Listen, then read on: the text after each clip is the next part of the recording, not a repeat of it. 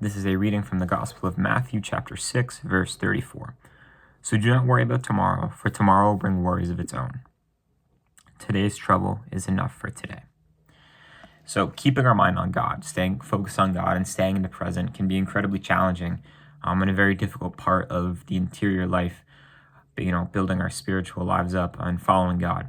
So staying present. It's not talked about that much in the Bible, to be honest, compared to other teachings of Jesus. But we do have this wonderful passage from the Sermon on the Mount. And then I know later on, I believe it's in the Gospel of Luke, Jesus says, "No one who puts his hand to the plow and looks back is fit for the kingdom of God."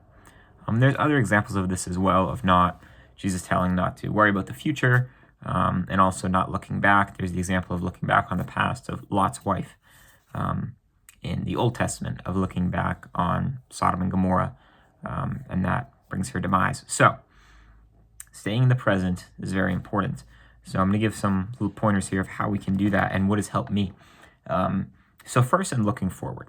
So this verse in Matthew is quite obvious, people dealing with anxiety and worrying about the future. Don't worry about tomorrow. Tomorrow will bring worries of its own. Today's trouble is enough for today. That is a call of not being anxious about the future. And this is kind of obvious. Like, we kind of have an intuitive sense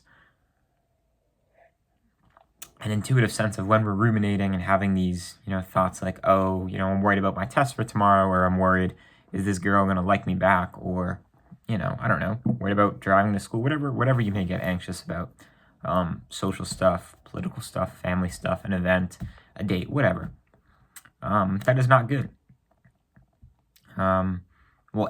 Oftentimes I've found for my life where if I'm worrying about something in the future, like a date or an encounter, or like seeing a girl at the gym, like seeing your gym crush, whatever, I'll kind of rehearse in my head, like, what that scene is going to end up like. I'll be like, oh, all right, I'm going to see her. I'm going to go up.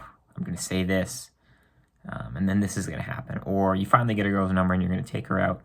And it's like, I'm going to say this to her. We're going to do this here. I'm going to try and hug her here, yada, yada, yada. And often what happens is, like, the way I rehearse stuff in my head, it never plays out like that. And often the best moments in my life are those that I haven't rehearsed before. Yes, there is this notion of, like, visualization of success, of, like, hitting a weight on the bench press. You, like, imagine yourself, like, unracking it, hitting it, and, like, being really hyped up. Yes, there's that for like moments of athletic performance, but for a lot of these other moments in my life, trying to worry and predict them, it never really pans out like that. And even worse than that is that's taking us away from the present. And a theme I'll sort of be trying to highlight throughout this video is that we can really only experience God and Christ's love in the present moment.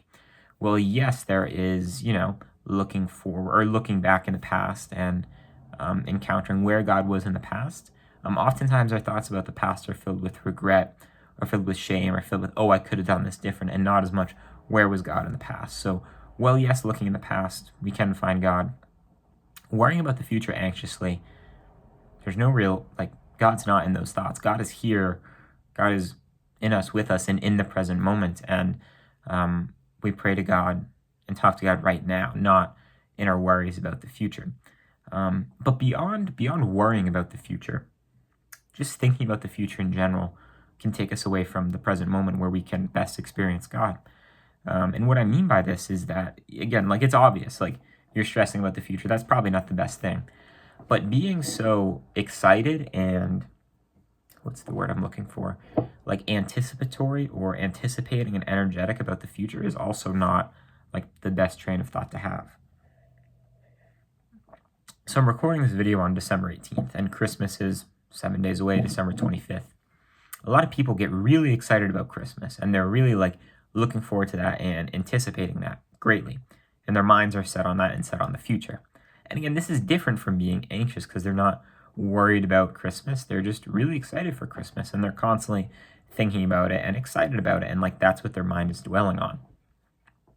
However, when we are thinking about the future, even in a positive sense like this, like anticipating Christmas, that sort of takes away our happiness and our experience of the present moment, because we're saying, the present moment isn't enough. And in a sense, we are putting a condition on our happiness, oh, I'll be happy once it's Christmas, or once, this thing happens in my life.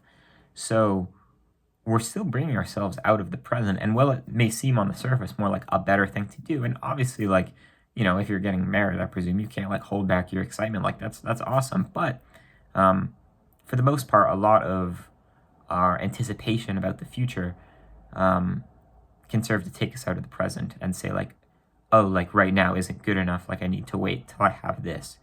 When in reality, all we have is the present moment, where we can interact with God the best, and the future is not promised to us. There's other examples. I know it's in the Gospel of Luke, the parable of the rich fool, where a man is, storing up riches for himself, and saying to his soul, like, relax, be merry, like it's all good. The future's all good. I saved up this money. And then God says, like, you fool, tonight your soul is demanded of you. And like, we don't know when God can take us. So in putting off our happiness, or in focusing so much on the future, worrying about the future, but even just thinking excited about it, like we don't know if we're going to get there. All we have is right now. And that's where God is. And that's where we're able to experience God the best. And again, yes, we can experience God looking back on where God was in the past of our lives and our memories. But especially right now, like that's when we can talk to God right now and experience his presence the best. So that's for looking forward. Another thing in kind of controlling like our minds and trying to focus on God in the present moment is being like in a hustle and bustle. So this kind of goes with the idea of the future, so that's why I'm talking about it now. But I heard in a homily, it was a recent one by Father Mike Schmitz on Advent and waiting, how this idea of like always being in a hurry, always being in a hustle and bustle, sort of tells us that something is wrong right now. And there may be good reason for this. Like, I don't know, I remember recently I needed cinnamon for baking something with my girlfriend, and it's like, shoot, like I need the cinnamon. And the moment I had that thought in my mind, like I could not get my mind off of it. And I was just thinking about cinnamon, and I like ran to the grocery store. I'm like rushing there, driving fast, walking fast through the aisles, like hi to the cashier, not really taking my time to be kind to others, rushing to get the cinnamon and going home. And I got the cinnamon. That was it. And like, that's not the best. Not the best way to go through our lives, especially if that's on a day-to-day basis where we are constantly in a hustle to have something. Because hustling through life, being in a hurry, tells us that, or we're basically telling ourselves, like, I'm not where I should be, or I don't have what I need. And that's not really the consensus or theme of the Christian life, where we have everything we need to become a saint right now. We can talk to God and be with God right now. We are with God right now. And in putting our minds so worried about having something in the future or obtaining something in the future, we lose that touch with God right now. And and again, there are obviously, like, if you're, I don't know, like in war or something and you get shot and you're like hustling to get a Band-Aid, like, obviously, like that makes sense. But a lot of times the hustle and the bustle and the hurry is for things that are less important, like the story of Martha and Mary, where Martha's running around the house, hustling, preparing stuff for Jesus, and Mary is present with Jesus, like at his feet, talking, conversing, being with him. And in hustling around, we are less appreciative of what we have right now. And we're putting, kind of like earlier too, putting off our happiness and our joy and our present experience with God to once we get this thing in the future when we have all that we need right now. So one last idea of sort of like playing mind games with our thoughts in order to become more present and realize that we should be present is like, does this thought serve me? And often this can be in looking back with regret. So again, we do have control over our minds. There's this idea called like metacognition, where we're observing our thoughts from like a third person perspective. So the thought goes from like, I am anxious, to I'm having a thought about being anxious. And putting that phrase, like I am having a thought about, allows us to sort of see our minds from like a bird's eye view. With this, a question we can ask ourselves is this thought serving me? Is this thought a temptation? Is this from the evil one? Where is this thought coming from? So some examples of that is, after we do something, after I don't know, we mess up with a girl or we slip and fall and like in front of everyone, it's really awkward. And we're like, oh, like, if I had, ordered, like we slip in a class and like our books go everywhere. And then we get the thought, we're like, oh, shoot, if I had like put my books in my backpack, that would have been a lot less awkward. That would have been better. At that point, we learn a lesson from the past. That's good. However, to keep ruminating on that experience of the past and worrying, oh, I should have done this better, I could have done this differently, the thought like really isn't serving us at that point. We are just sort of beating ourselves up over it, and we're not learning from it at that point. Other examples of this is saying like, is this a positive thought to have? Or let's say we're driving to school.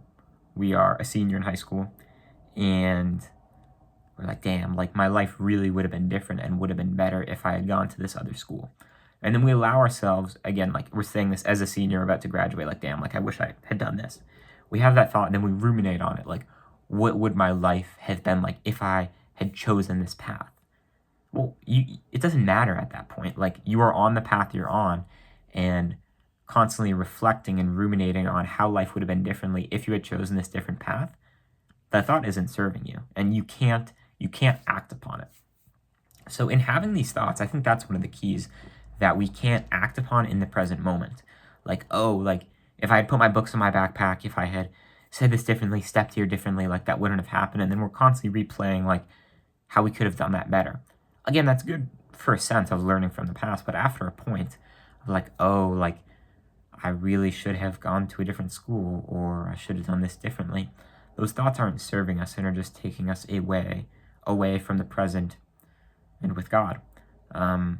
Further, almost in gossip too, like talking about someone else negatively, beyond like learning a lesson from their mistakes. Like there is some point of like, oh, like, hey, this friend, like you're talking about him, spend too much time with his girlfriend, and learning a lesson from that. But once it moves beyond learning a lesson from talking about someone else in a kind of like negative sense, it's gossip. Like it's not fruitful, and it's not what we're called to as Christians. Talking about someone as like, oh, he's always so annoying, like I wish he was better like this, I hate when he does this. Those thoughts aren't, and those conversations aren't serving us and building us up into the people that God calls us to be in any sense of the way.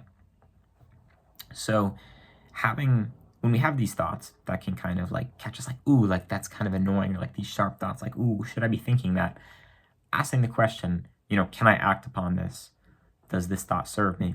Sort of help to parse out the good from the bad, because we do have control over our minds. And well, the devil, is often not present in like, maybe he's there in some nightmares, but it's not like a guy with horns walking around. Like the devil and Satan exists, especially in our minds.